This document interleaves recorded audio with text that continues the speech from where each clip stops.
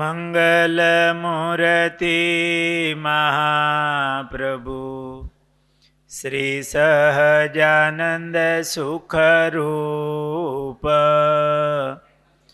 ભક્તિ ધર્મ સુત શ્રી હરિ સમરું સદાય અનુપ.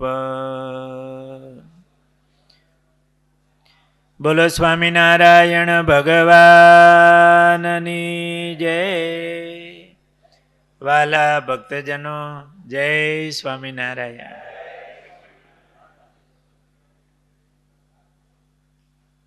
મહામુક્ત જીવુબાના જીવન પ્રસંગો એમનું આપણે શ્રવણ કરીએ છીએ. એકવાર લાડુબા જીવુબા બહેનો એમના મામાને ત્યાં કરિયાણા પધારેલા. સાથે લોભ, કરિયાણાના મીણબાઈ એમનો સત્સંગ થાય. એ પણ એવા મુક્ત હતા. નાના હતા ત્યારથી એવું કહેતા કે ભગવાન હેલા આવે છે. અત્યારે વનમાં વિચરણ કરે છે, અહીંયા પહોંચ્યા છે, આપણે આ ગામ આવશે.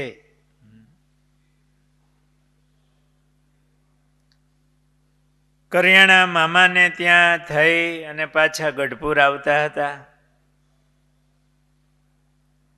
વેલડું કાળુભાર નદીને કિનારે બળદને થોડો વિહામો દેવા, પાણી પાવા ઊભું રહ્યું.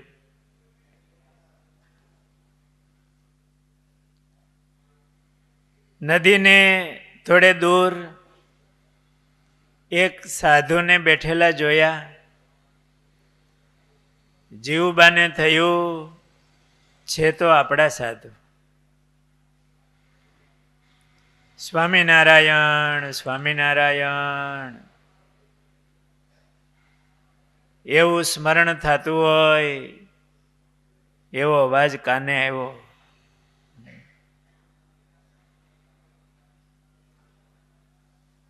જીવુબાએ ગાડા ખેડૂને કીધું, તમે તપાસ કરો ને સાધુ કોણ છે, એકલા છે, કાંઈ તકલીફ નથી ને? ગાડા ખેડૂ ત્યાં ગયા તો અખંડાનંદ સ્વામી હતા. ને સ્વામીને પેટ બેસણાનો રોગ થયો હતો, એટલે લોહીના ઝાડા હોય. આવીને વાત કરી. આ બહેનોએ કીધું, જેટલું વેલડું નજીક જાય એટલું લઈ જાઓ અને સ્વામીને વેલડામાં બેસાડીને ગઢપુર લો, અમે પાછળ ચાલ્યા આવશું. મામાને ત્યાંથી આવતા હતા ને, એટલે મામાએ રજાયું આપી હતી. રજાયું ભેળી હતી વેલડામાં. સ્વામી વૃદ્ધ, બીમાર, અશક્ત, એટલે વેલડામાં કાઠિયાવાડના રસ્તા રોદા પણ લાગે એવું માની અને રજાયું પાથરી દીધી.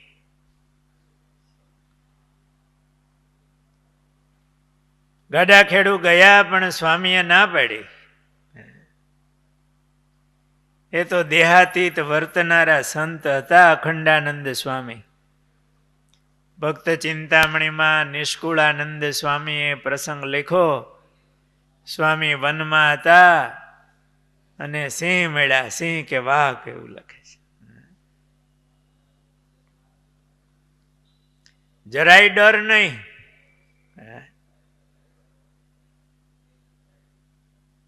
કે એમના મહારાજ બેઠા છે,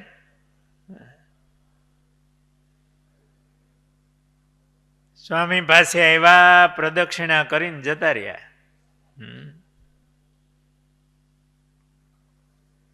આવા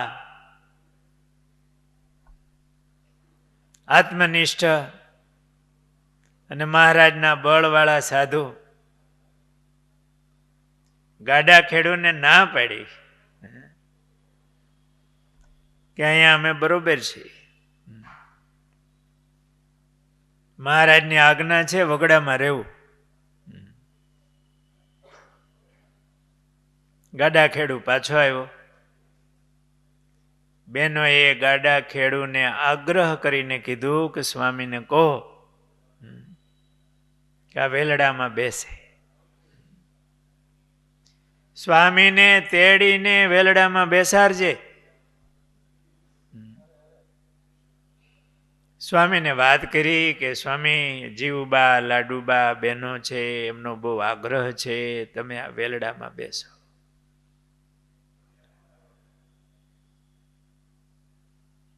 સ્વામીએ ના પાડી, છતાંય બહેનોનો આગ્રહ હતો. ગાડા ખેડૂએ સ્વામીને તેડી, ચાલી શકે એમ હતા નહીં, તેડીને ગાડામાં બેસાડ્યા. રજાયું પાથરી હતી, સ્વામીએ ના પાડી, આ લઈ લ્યો.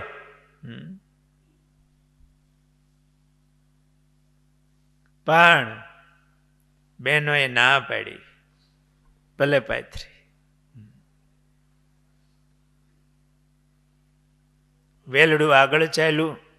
મર્યાદા પ્રમાણે જીવુબા લાડુબા પાછળ ચાલ્યા આવે.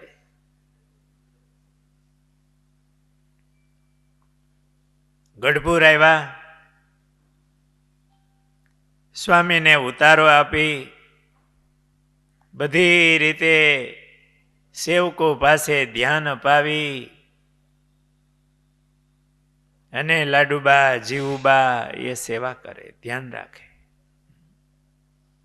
સ્વામીના શરીરને હદે એવું ભિક્ષામાં મોકલે.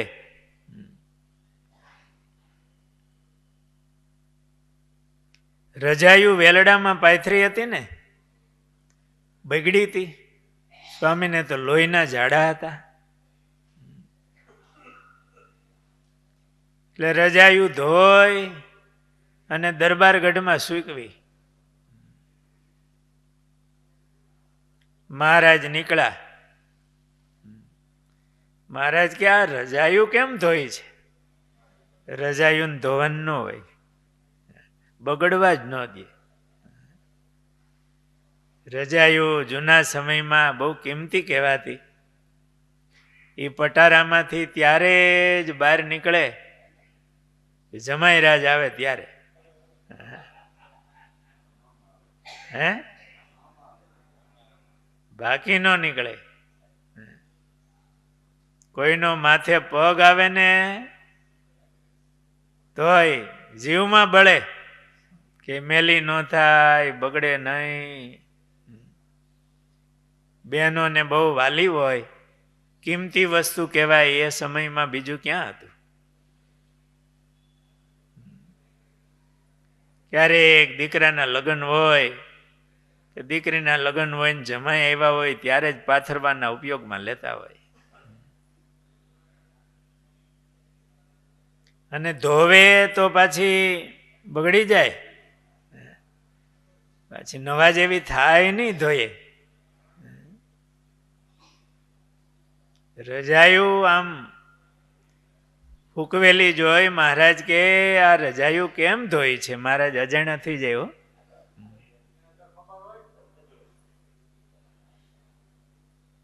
વાત કરી, મહારાજ આવું થયું છે.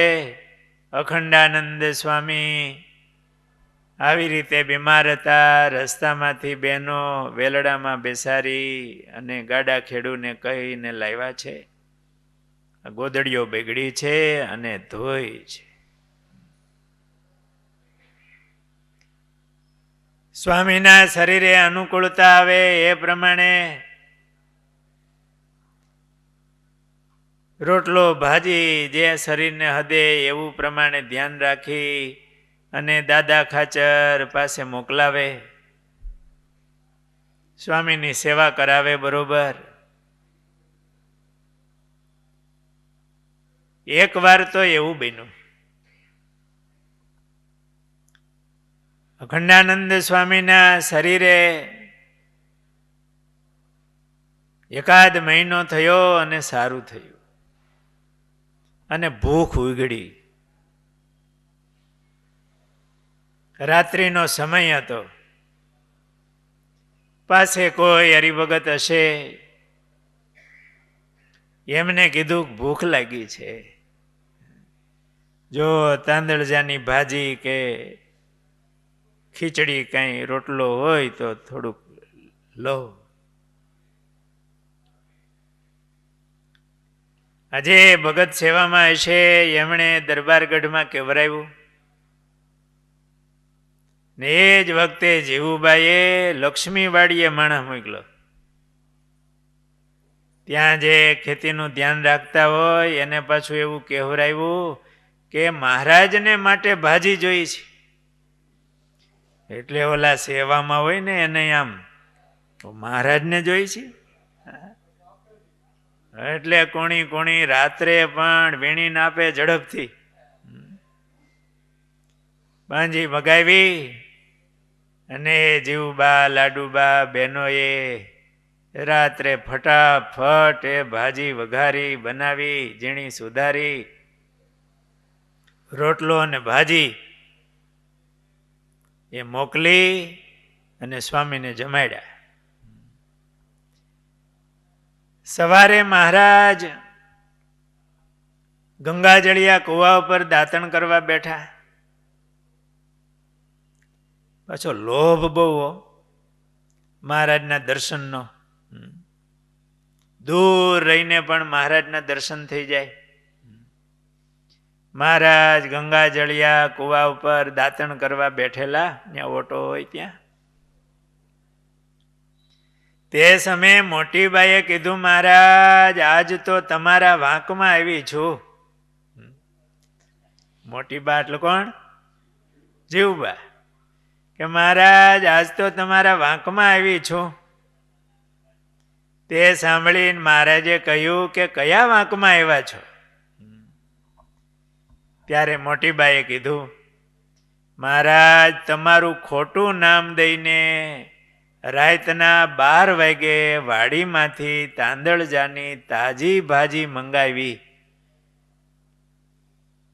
ને બાજરાનો રોટલો બનાવીને બહુ ભૂખ્યા સંત, બીમાર સંત, એને જમવા માટે મોકલી. આ બહુ વાલી વાતને સાંભળી મહારાજને વાલી વાત હતી ને, મહારાજ એકદમ પ્રસન્ન થયા અને કીધું, એ જ વાંક કે બીજો કાંઈ? એ તો અમારે કરવાનું હતું તે તમોએ કર્યું. સત્સંગી જીવનમાં નારાયણ ગીતામાં એવું લખ્યું કે બીમાર ભગવાનના ભક્ત એમની ભગવાનની જેમ સેવા કરવી. મહારાજે પોતે કીધું આવું. બીમાર હોય એવા ભગવાનના ભક્ત એની કેવી રીતે સેવા કરવી? ભગવાનની જેમ.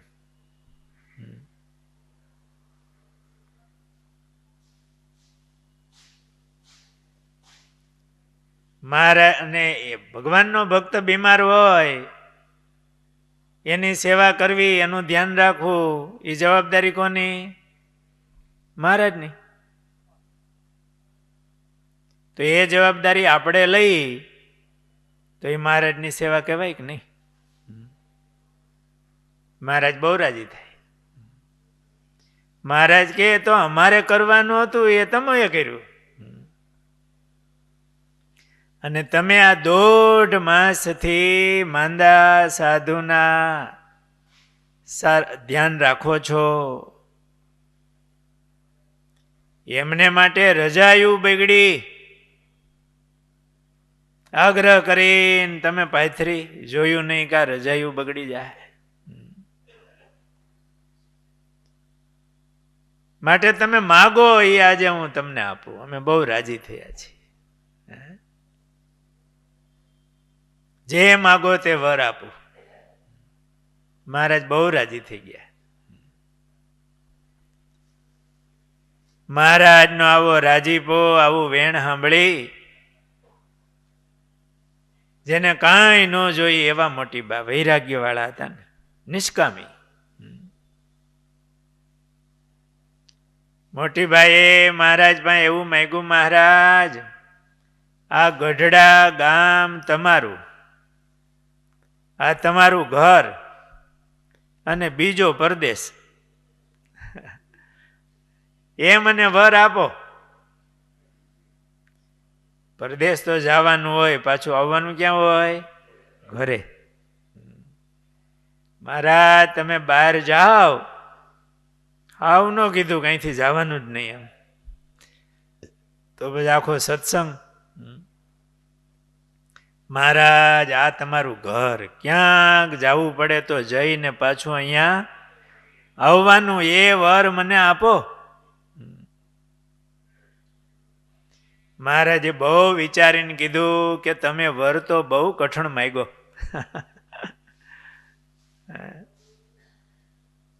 પણ આજે રાજી એવા હતા. મહારાજે કીધું તથાસ્તુ, એ વરદાન તમને આપ્યું.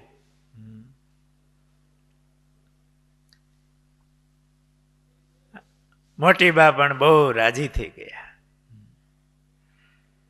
ભગવાનને રાજી કરતા